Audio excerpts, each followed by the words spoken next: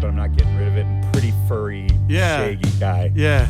And Russ kind of looked at me once and he's like, you ever thought about going like to a barber and like seeing what a barber can do for you? And in a way that Russ is wonderful because he's being a friend in that moment. Yeah. And he's like, I got this guy named John. There's this place and it's like old school barber, and like he like just go in there and he will show you what will look good for your face, and he'll just get it all done up, and he does hair, and it's old school, one chair. Does he use like a straight edge, the whole deal? Oh yeah, man. Oh, are you serious? I don't know, man. But he does all. I mean, he uses all the tools. Yeah. So he'll use a scissors. He'll use the razor. And I'll be honest. The first time I was there, I was very nervous. In the corner, they actually have he has bourbon set up. And if you're nervous, you like relax. Yeah, he's like, hey, welcome. If you're waiting, at a course of drinking age, go ahead and there's a beer in the fridge that you can have maybe a sip of bourbon. And I remember I was like, yeah, I'm gonna need that for this because like a blade right up in. I know here. That's the thing. But I mean, he spends more time on faces than you do in Scripture. Really? Yeah, I mean every day. Just every day. Like he takes off. I was talking to him about this. He takes Mondays off, and he takes Thursdays off. But all the other days, he's got people all day, every day. He's the only one that works there. He owns the business. Huh. He's usually going 10-hour days, and he does half-hour hits for beards, an hour long for the whole thing. So think, that's minimally you're doing 20 to 30 beards a week. Yeah. And you've been doing, and I'm probably undercutting that by a decent amount. Huh. But anyway, so Russ was the one who pointed that. That's whole pretty thing cool. out. All right. Well, I don't know. It's not walking any blood paths or anything. Yeah. At least you're hoping it's not like that. This is a suzerain vassal covenant. Well, it feels like a covenant when you walk in there and he's got a straight edge. Yeah. Oh, okay. But we have to pick up a little bit. I think something that bled into what you just said, I want to bring it into today, but part two. Well, episode 15. Yeah. Now we're getting a little angst. Yeah. We're getting a little. Yeah, we're a little angry at parents now. Yeah. A little rebellious. Yep. Maybe more rebellious. Yep. Starting to get interested in into partners in situations. The hormones are starting to get there. Yeah. We care about our face and our beards. Oh well, there's actual facial hair. That's good stuff. Its hair isn't disappearing off our heads. It's appearing. It's appearing. Yeah. And it's what you want. Yeah. Man, I remember when I was in 8th grade, there was this guy that had a full beard as an 8th grader. And we were like, how'd you do that? This is amazing. And then we got little stuff, whatever. We're like, oh, that's great. And now it's like, oh, we should have, I shave and I got to do all this work. And Yep. I don't know. So we're going to move into part two. But something from part one. Okay. So this would be last week for everybody watching. Well, yeah. But what we talked about a little bit, the suzerain vassal relationship that you have with your barber. Yes. And I would be the what in that situation? You'd be this vassal. For sure. He has the razor. Yep. He does for you what you cannot do for yourself. Absolutely. Yep, that's it. Yeah. He walks a beard path, not a blood path. But yeah, we're going way. This dad this jokes, is good. This is good though. I've got a new T-shirt for that guy. Oh yeah, that's good. Walking the beard path. Walking the beard path. So one of the things that's interesting in the suzerain vassal relationship is that when that covenant is created, it is up to the vassal to remind the suzerain that they've made the covenant. So it's up to the lesser power to remind the greater power, hey, remember us? Remember, we made this covenant with you. Come help us. The suzerain, the more powerful one, they're doing other stuff. They're not worried about the little, kingdom that they said they'd protect. They have to be reminded. What God does in the story of Noah and the flood, God flips that whole thing on its head. Mm-hmm. And God says, I will remember. Okay, yeah. So not only is this God, the suzerain God, does what the vassal cannot do for itself in Abraham, but the suzerain God becomes the one that remembers the covenant. That was a chiasm, wasn't it? It's right God, in the middle. Yeah, and God remembered. Yeah, it's right in the middle of the Noah story. It's the chiasm, and it was that. Go back and look at that episode. I think it's in the notes or whatever. It's probably 15 lines and then 15 lines up, and in the middle is God remembers. Yep. It's the same thing that happens when we're going to get in a couple weeks when we get into Lent. God remembers. God hears their cry when they're in Egypt. So anyway, just a little bit of moment here. And God does remember as well. So we're going to go into, again, why genealogies are so important. And we're going to see something today in the story of Sarah and Milcah. And a little controversial about the identities and who these women are. And going to get into some weird cultural stuff that we as modern, postmodern, Western thinkers are, and what makes us really uncomfortable about pre-modern Eastern culture, and why we just kind of skip over it because it makes us feel uncomfortable. So a question before you go on. And I'm just, because I thought about this in, so I'm in the video studio and watching you and doing the job, and I'm thinking like the name Milcah, right? Yeah. Sarah's original name was Sarai, right? Well, we're going to go even beyond that. Okay.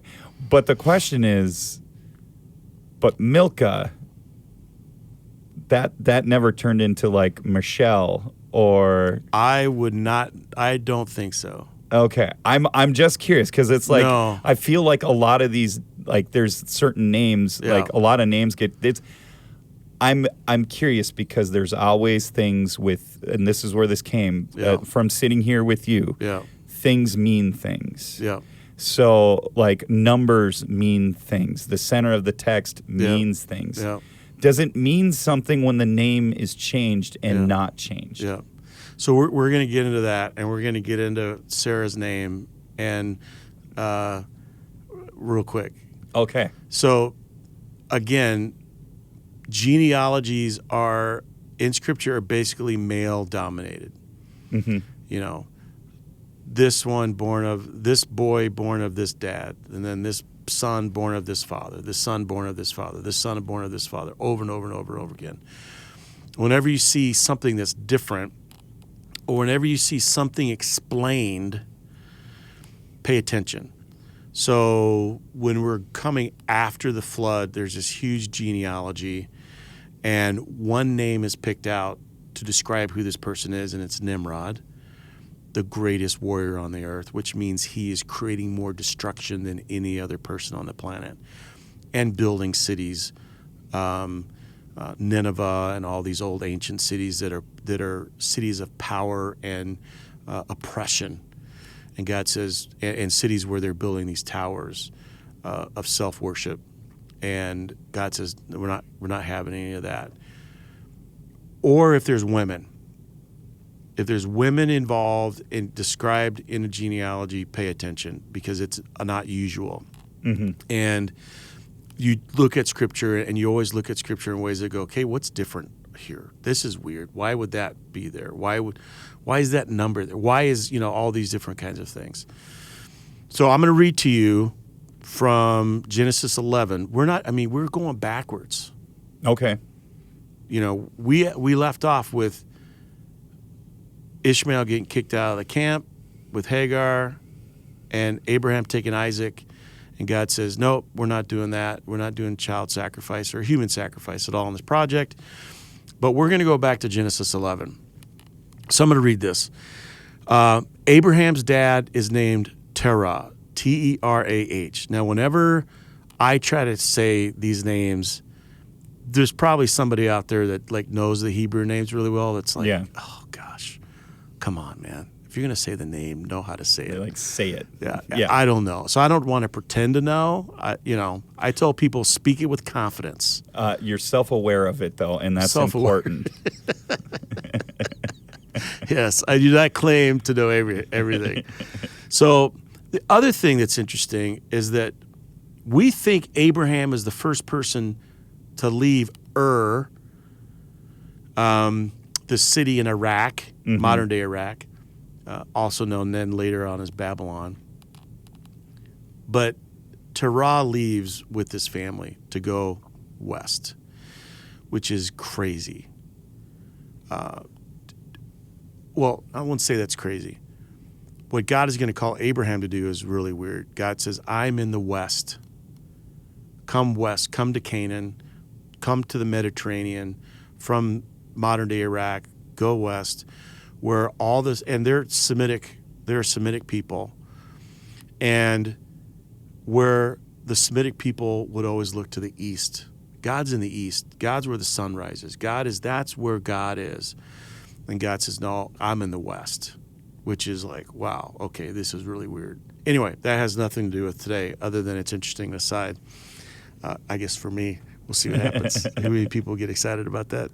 So I'll read. When Terah, this is Abraham's dad, had lived 70 years, he became the father of Abram, Nahor, and Haran. Now, these are the descendants of Terah. Terah was the father of Abram, Nahor, and Haran. It repeats itself. And then Haran was the father of Lot. Let's see here. Haran died before his father Terah in the land of his birth. So he died before Terah died. It's interesting because it says Haran was the father of Lot, a boy. Doesn't mention anybody else until it does. Haran died before his father Terah in the land of his birth in Ur of the Chaldeans, or the Chaldeans. Abraham and Nahor took wives. The name of Abram's wife was Sarai, and the name of Nahor's wife was Milcah. She was the daughter of Haran, the father of Milcah and Ishka. Now Sarai was barren and had no children. Terah took his son Abram and his grandson Lot, son of Haran, and his daughter-in-law Sarai, his son Abram's wife, and they went out together from Ur of the Chaldeans, to go into the land of Canaan.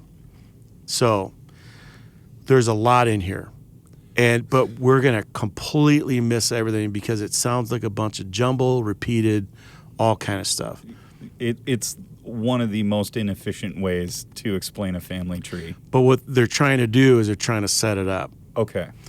So you have three brothers, Abram, Nahor, and Haran. They're brothers, and their father is Terah. Now, I'm going to get in. This is something because I've been really, really working on this and spending a lot of time on this and researching family. What is a family system like in pre-modern Eastern world?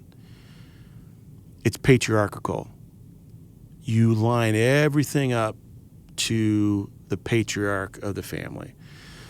And there's actually a particular word for that, and I cannot remember what that is. Anyway, maybe I'll figure it out. We can talk about it next week. Terah is the patriarch. Okay. And you line up all of your lineage goes vertical. It's all vertical. All the males, vertical up to the oldest patriarch alive in your family system. But then there's a horizontal line that goes, and that's your other brothers and your sisters, your nieces, your cousins. Everything goes horizontal. When we do a family tree, we go, here's this, and then we have all this kind of, all these boxes that fade down. Mm-hmm. That's not how you would claim relationship with one another in that world. You would claim relationship vertically to the patriarch, and then you claim relationship horizontally to everybody else. Okay. Cousins, brothers, sisters, nieces, nephews. That's the horizontal thing. So here's what's controversial. And I believe this is what I want to put forward as a plausible way forward. You have 3 girls that are named in this genealogy, 3 women. We don't know how old they are, but 3 women. And they're 3 names at least. And they are the daughters of Haran, the son of Terah, the brother of Nahor and Abram. Abram and Nahor, at this moment in time, they don't seem to have any children, which may or may not be true. They may just haven't been named in the genealogy because those other children have no reason to be named in the genealogy. Mm. And having multiple wives is not a new thing.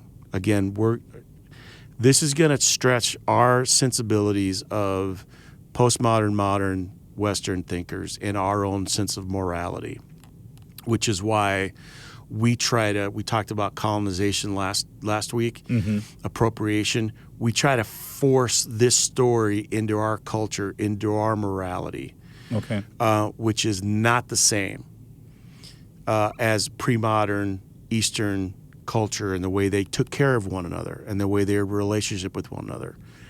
So it seems like Abram is the oldest because he's named first. Not the case. All the midrash and all the study, ones that I come across that I find to be credible, Haran is the oldest, and then maybe Nahor, and then maybe Abram's the youngest. And I say that because in Scripture, the youngest is always the favored. Jacob becomes the favored one, the one that everybody writes about. Esau gets a little bit, but he gets, he gets forgotten in the story a little. We're going to talk about him in a couple of weeks. Joseph is the youngest one until Benjamin comes along, but Joseph is the youngest one. It seems like over and over again, the youngest one gets the love. So it wouldn't be a stretch of the imagination for the youngest to be named first in this story, because God in the story is always flipping things on its head. Suzerain vassal, suzerain does what the vassal can't do for itself. God that remembers on behalf. The whole economy of relationship with God. God is don't go east, go west, all different.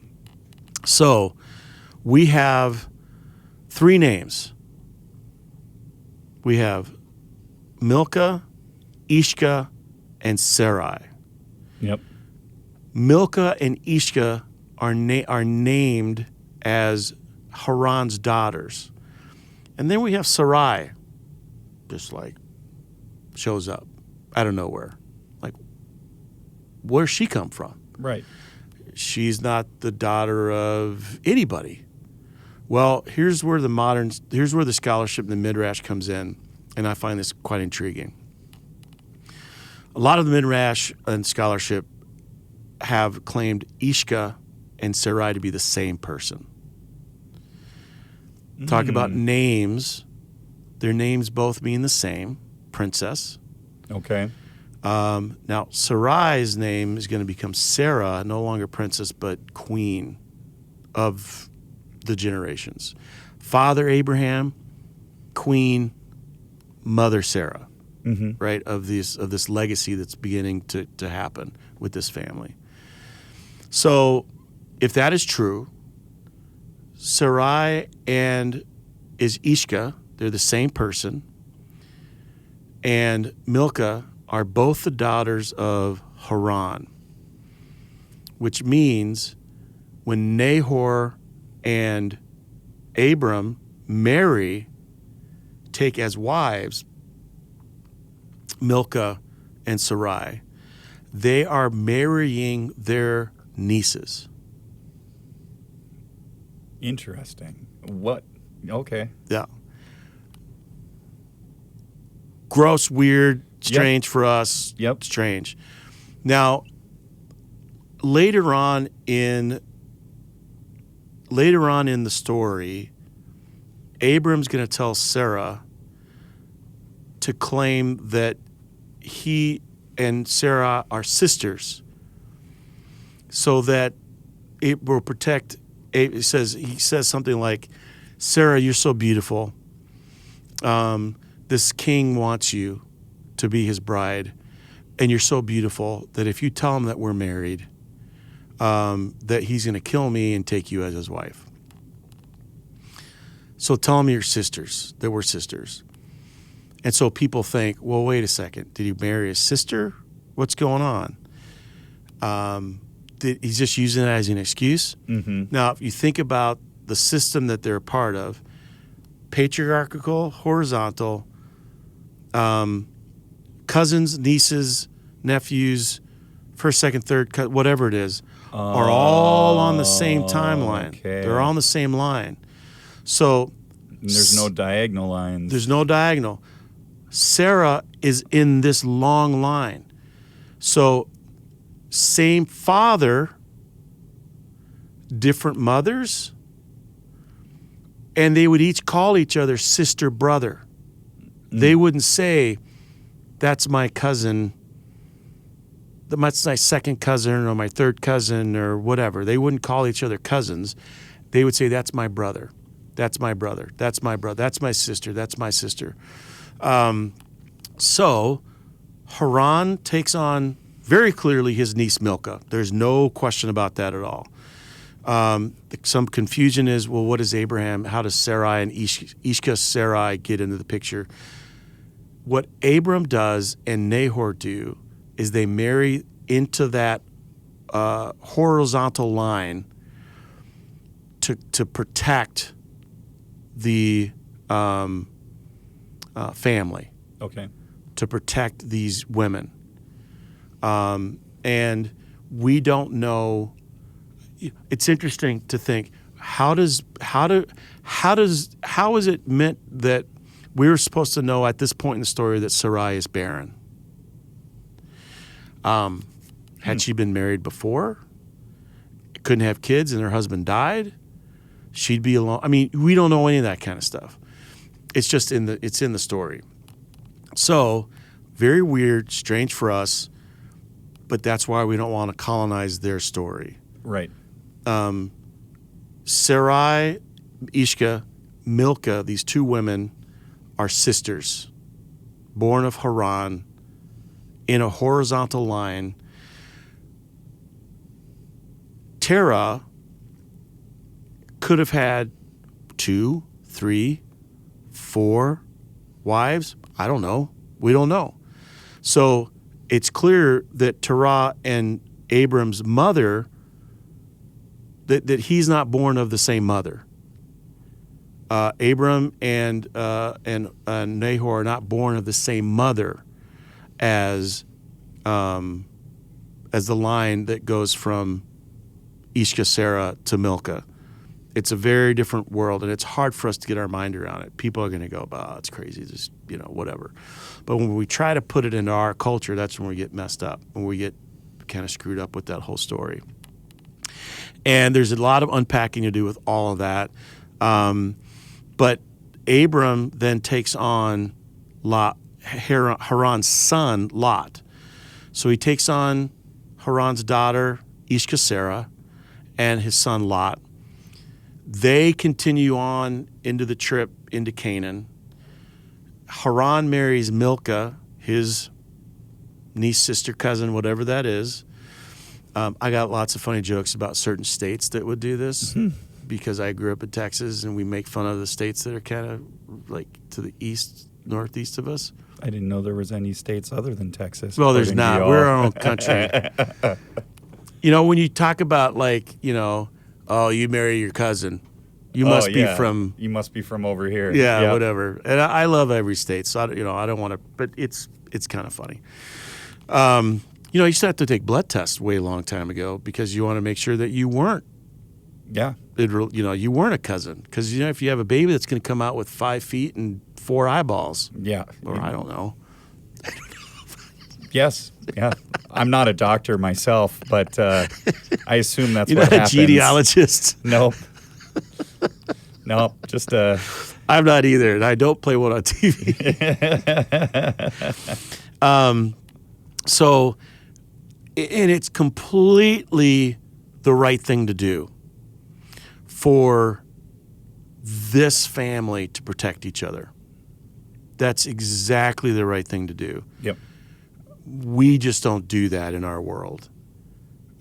It's illegal. I mean, right. Maybe I don't want to even go down that route, but we'll leave it at that. But it's a different time, a different culture, a different situation. It's a different way to protect your own family. Yeah. It's a different way, and who knows? Maybe Haran had several wives, and they were both from different mothers. Right. Who knows? We don't know all that stuff, but we just do know how that culture worked and how they protected each other and how they cared for each other. And one of the reasons why is because of property. You would inherit the property of your brother, and you kept it within the tribe. And that's why the bride would come into the family and not the groom going to the other family, because it's all about wealth accumulation for the tribe.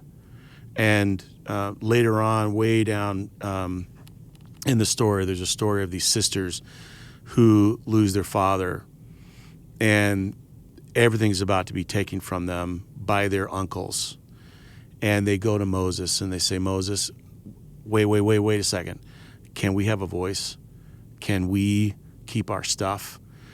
And Moses says, you have a point, but at the point that when you do get married, then you will bring all your stuff into that whatever tribe you're going to. So it's all different tribal stuff, and we just don't get it. It's hard for us to understand all that kind of stuff. So we have Milcah and Sarah, sisters along the line, and of course then Abram and Nahor, or Nahor then Abram, marrying along that line to protect the family tribe and all of that. And the amazing thing about this story, and I talked about it on Sunday, so this is maybe a little review from Sunday, is we're going to see Sarah show up lots and lots and lots of times. Mm-hmm. Sarah is a star. She's on Broadway. She's in the starting lineup. Everybody knows who she is. She's got all the press. She gets ton of press in the Bible.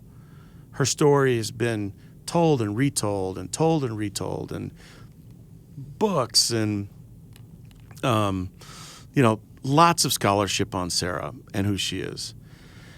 And then Milcah fades in the background. She just fades away until she doesn't. Until we get into the world of Isaac. So remember, Nahor marries Milcah.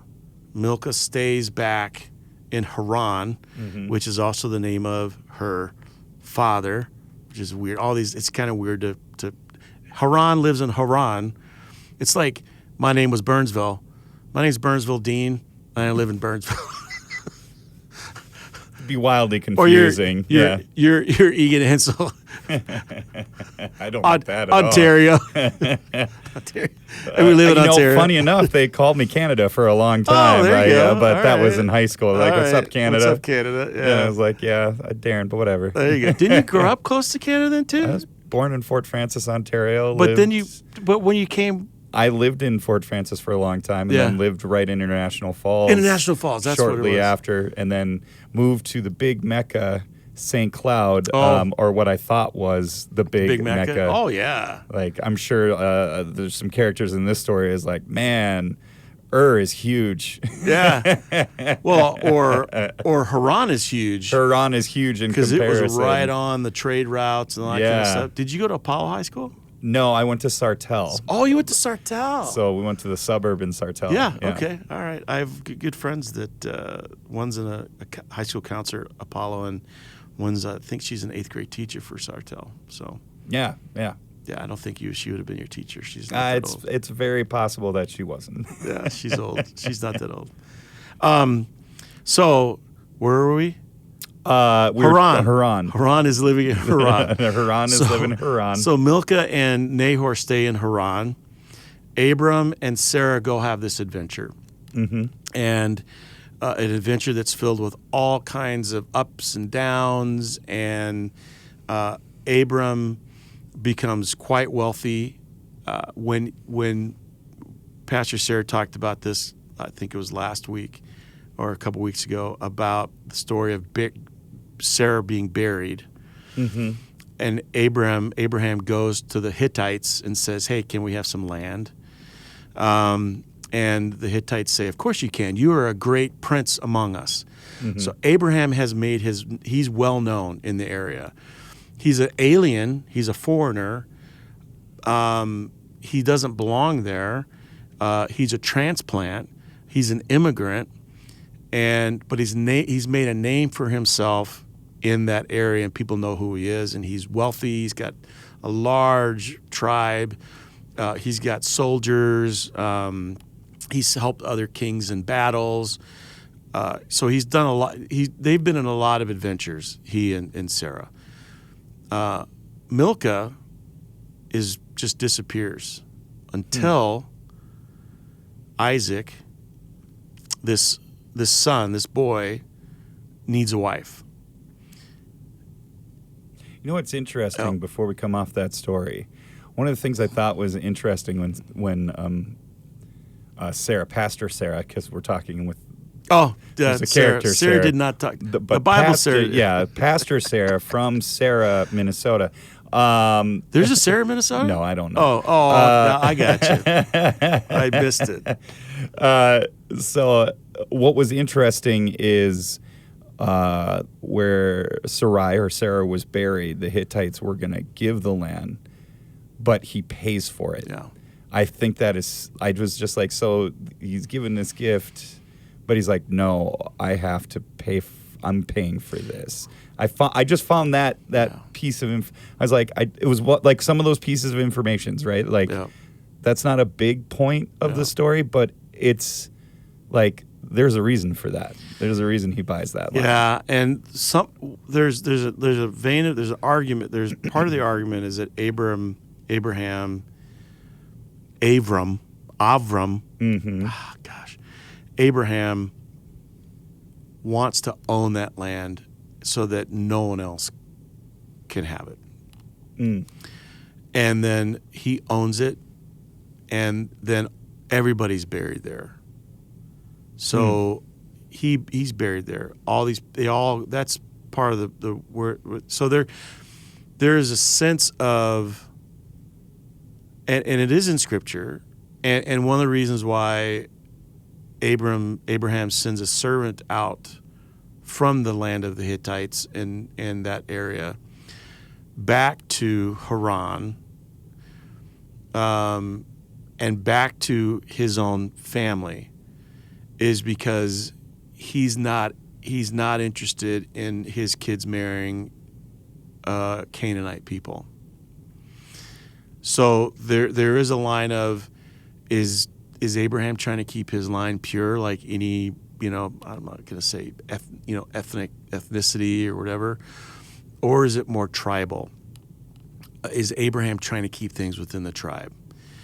Because if he brings in a bunch of Canaanites into his family, then it's no longer the tribe of Abraham after he dies. The tribe is going to get, it's going to move. assets are going to be moved out of that tribe into different tribes, into the Hittites, into the Canaanites, into all the ites that are there. So there's a couple of ways to look at it. Is it a ancestry self-interest for Abraham to keep all of his wealth within his tribe? Probably so. And that might be part of the explanation. There might also be part of the explanation that Abraham just says, nah, I want to keep this pure. I don't know. I don't know what to think about that. But again, we can't colonize that whole deal into today's world. So we'll have to maybe do some more reading and thinking about that. But what does happen is he owns that land, and Sarah never sees the marriage. She never sees the wedding. She dies. The land is there. She's buried there. He'll be buried there. And then this guy named Isaac, who seems to not have a assertive bone in his body. Things happen to him over and over and over again. He's a very passive guy. And he's not even looking for his own bride. Moses looks for his own bride. Abraham finds his bride, right? I mean, there's action going on. Jacob's going to go find his own bride, and they're all around wells. They're all around wells. I mean, we find brides at watering holes as well. There but you go. Like different type of water. Different type of water, yeah. A little carbonated water. Yeah, a little bit. Yeah, hoppy water. Which then, if we know the story, we trust the story, and read the story, the Samaritan woman by the well with Jesus means something very, very different. And I think we talked about that a while ago as well. We did. Yeah. It makes it just not a sense of, oh, well, Jesus knows what I did. I had all these husbands. Well, no, that's not what that story's about. It's different. No, and is this different because, like, I feel like when we talk about the culture back then, was it more like marriage was an arranged? Oh, it's arranged thing. Yep. So like going and finding your wife was like going out and getting that wife wasn't the overly big norm because it was an arranged thing. Am I thinking of that wrong? Well, it's arranged, but you fought for the bride that you were hoping to well, have. Well, Jacob certainly does. Yeah. And we'll get into that when we get to Jacob. And Jacob gets fooled. Jacob gets fooled. We call that catfished in our terms these days. Is that what it is? Yeah. Okay. Yeah. I still don't know what that means, but I should figure that out. It means when someone represents themselves one way and they're not that way at all. Oh, well, yeah. This is even worse. Even worse. It's a whole different person. The snake comes back in the story. Well, yeah, a little bit. Yeah, it's a whole different person. Two sisters, Rachel and Leah. And Jacob thinks he's getting one and he gets the other. But anyway, so. Got it. Yeah. Okay. So Isaac. Isaac is passive. Abraham says, I need the blessing has got to continue. Isaac, come on, what's going on? So he sends his servant out back home. He sends him back to Haran, to his old family, to his brother's line. Yep. And the servant meets this woman named Rebecca, young woman. Yep. And she's described as beautiful and like she's got rings, like ringlets. I mean, just like silver. I mean, she's supposed to be like this beautiful, beautiful, beautiful bride of young woman. And there's an arrangement that happens. And here's the thing where Milcah comes back. She comes back into the story. And let me find where I have it here. Here we go. Let's go back. Maybe I deleted it. So right after Isaac, the story right after Isaac goes up on the mountain, word comes to Abram that Milcah has also borne children to your brother Nahor. Flips it. It's not, hey, Nahor, your brother had a bunch of kids. Maybe there's a way to continue your line through that horizontal line. Milcah gets named first, which is unheard of. You do not name the woman. You name Nahor had sons, or Nahor had daughters. And so, but it's Milcah has also borne children to your brother Nahor. And then he lines them up. There's a bunch of names. Let's see how I do here. Nahor has these boys. Uz or Uz, U-Z, Buzz. So there's Uz, Buzz. Just a great name. I wish I would have read this before I named our son Jonah. Jonah Buzz. Uz, Buzz, Kemuel, the father of Aram, which, okay, there's a reason why the father of Aram is in there. Chesed, Hazo, Pildash, Jidlaph, and Bethuel. Bethuel became the father of Rebekah. And so Nahor, your brother, has sons, but at some moment, there's this granddaughter of Milcah named Rebekah. And from that point on, anytime Rebekah is named in a genealogy or describe who she is, it's described like this. The daughter of Bethuel, who was the son of Milcah. Not the son of Nahor, but the son of Milcah. Again, in any other order, it would read the daughter of Bethuel, son of Nahor, but it's the son of Milcah. And it flips that whole thing around. So these women are being given a shout out. Sarah has a huge shout out. Milcah gets this shout out, and it seems like a whisper. It seems like you just look over and go, who cares? No one knows. But if you understand how to read genealogies in this part of Scripture, in this part of the world, they're saying something about Milcah that's important. And I talked about this in the sermon a little bit. There are all kinds of people that carry the promise in this story. It's not just one or two people. And they're all women. Abraham's been given the promise. That promise, that blessing travels down to Isaac, travels down to Jacob, travels down to the 12 tribes and all that kind of stuff. But there are people literally, physically carrying the promise right now in this story. On our staff, there are two people that are carrying the promise. Well, they're not on our staff. Well, one is. Nina's carrying a promise, and Russ's wife is carrying a promise. That's right. And they're actually the ones that are physically carrying the promise. Their body is changing. Yeah. Their hormones are changing. Everything is changing. Physically, mentally, emotionally, psychologically. They're the ones doing all this work. Yeah, the promise came to Abraham, but these women are the ones carrying the promise. They physically carry the promise. Sarah gets all the press. Great, that's wonderful. But Milcah's also carrying a promise. And that promise she carries comes through her son Bethuel into the granddaughter Rebekah, who ends up marrying Isaac. So now, again, it's weird because you have Abram and Nahor, brothers, Sarah and Milcah, sisters.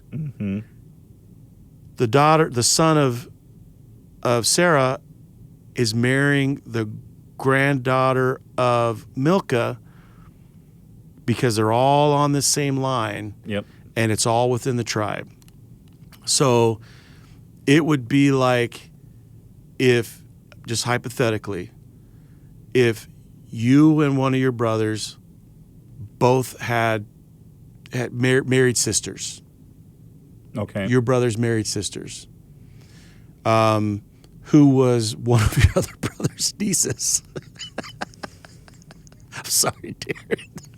I don't like being involved in this example at all. I said I was from Canada. I'm north, not south. Okay. Sorry. Let's just make a brother A and brother B and brother C. Oh, it's too late now. So they're all within the same family, right? Yep. And that is all these people are carrying out. Now I'm like way out. Yeah. No, they're all carrying this promise. Yep. And a lot of people carry the promise in obscurity.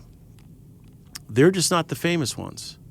They're just the humdrum, normal, everyday, carrying a promise. They don't have any idea that is going to leave a legacy that's going to create all this legacy history that ends up with us through faith, grafted into the family as the Apostle Paul talks about it. Because what's going to happen is that this family produces a son named Isaac, a granddaughter named Rebecca. They get married. Rebecca has 2 kids. They have twins. Rebecca has twins, carrying the promise. Rebecca then becomes the promise carrier. And the firstborn is Esau. You could be Esau, by the way. I would say this. Let's say this. You would be Esau. I'd be Esau. Big, beard, and they said redhead. All right. Like a big red, like strapping warrior. Okay. Warrior. This is better. You're redeeming Yeah, yourself. I'm redeeming. You're strong. You're the great hunter. You provide for the family. You go out. Everybody looks at you and goes, "That's who I want to be." Everybody man crushes on you. I like it. Yeah, that's what it is. And then let's say you had a little brother that was Jacob, just kind of a homeboy. Mm-hmm. Stays at home, doesn't go anywhere, kind of a weakling, kind of a conniver, just doesn't do much. Not the strong, strapping older brother or older twin. And Rebecca is going to, again, passive Isaac is going to fake Isaac out by dressing hairless Jacob into goat skin and tricks Isaac to give Jacob the blessing. Then Jacob has the blessing, and Jacob goes off, and Jacob gets married. And we're going to talk about this in a while, but he gets married to someone who he thinks he's marrying, and it's a switcheroo at the last minute. He marries one sister, not the one he wanted to marry, and then he ends up marrying the one he wanted to marry. But Jacob then becomes this father of 12 tribes. He becomes renamed Israel. So now Israel has 12 tribes, 12 sons. One of those sons is named Judah. Judah has his own descendants, and that descendant is Jesus. So you have this legacy happening out of this family, out of this weird relationship of a father dying, Haran, 2 sisters have no future. They both become promise carriers. They carry the promise. These guys are, given the promise, but these women are carrying the promise all the way through all these generations. These women physically carrying, growing babies in their wombs, carrying the promise that leads us to Jesus, that then leads us as people who have been grafted into this family to be part of that legacy. And that's the legacy that Sarah and Milcah bring to us with all these women throughout the ages that we don't pay attention to because this book was a patriarchal book. Until you get these sweet little nuggets, almost footnotes. Don't forget. Yep. There's a whole other there's a whole other promise carrying that happens. If you don't have these promise carriers, none of this works. No. It won't happen. So anyway, that's what I have for this week. It's somewhat, I will say, the whole idea that Sarah and Ishki are the same person and that they are sisters, it is somewhat controversial. Yeah. And at the same time, for that part of the world at that moment in time, it's when you talk about tribalness and legacy, they're leaving this long legacy that we get to be part of in our day.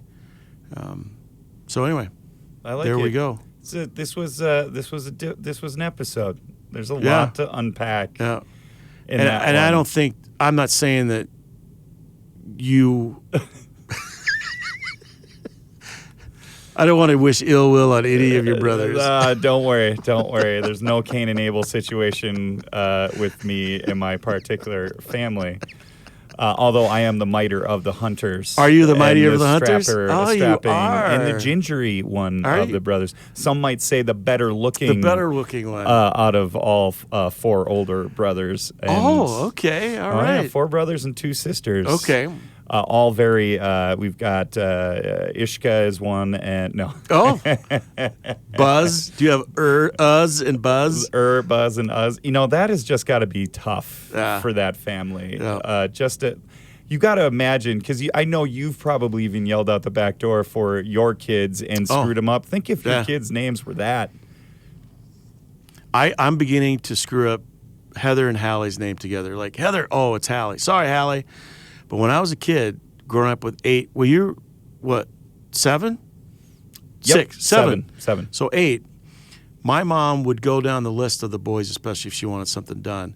And by the time it got to you hoped that you were out of the room and you were down the hallway so that you could act like you didn't hear that she called your name. She'd go, Andrew, Peter, John, Paul. And we'd just scatter like rats. Just scatter. I was in a weird spot because my father would only do this for me and not my siblings. But when he would do the same thing, he would try to find the name he was looking for, and he'd start rattling off the names. But I knew he was trying to get to me because he would also rattle off the dogs' names as well. Did they have the dogs before you? No, they did not. And dogs that no longer were around either. Rainy, Quincy, Darren, get over here. And so I thought that fascinating. Also, the youngest one of all the brothers, but yeah, if people can get past. Well, I'm not saying people get past it. Bill Cosby's done some horrible things. Yeah, he does have a funny, and I'm not in any way endorsing any of that at all, but he does have a funny commentary, and we can't say it on here about what his dad would call he and his brother. Oh, yeah, he thought his name was a specific phrase. And one was a swear word, and one was... but it's real. Yeah. I mean, it is real. My name is... Anyway. Well, on that note, if you are watching online and on YouTube, we also have this on Spotify, and vice versa. If you're listening to this on Spotify, we do have the video version online, which is a little helpful because of just seeing the linear tree and how that all works out. Horizontal, yeah. Vertical and horizontal. You do a great job of explaining it. But do us a favor, in either world, please subscribe, like what we do, share this with your friends. We just like continuing the word and having more conversations. So, have a great trip, by the way. Thank you. This is the last thing.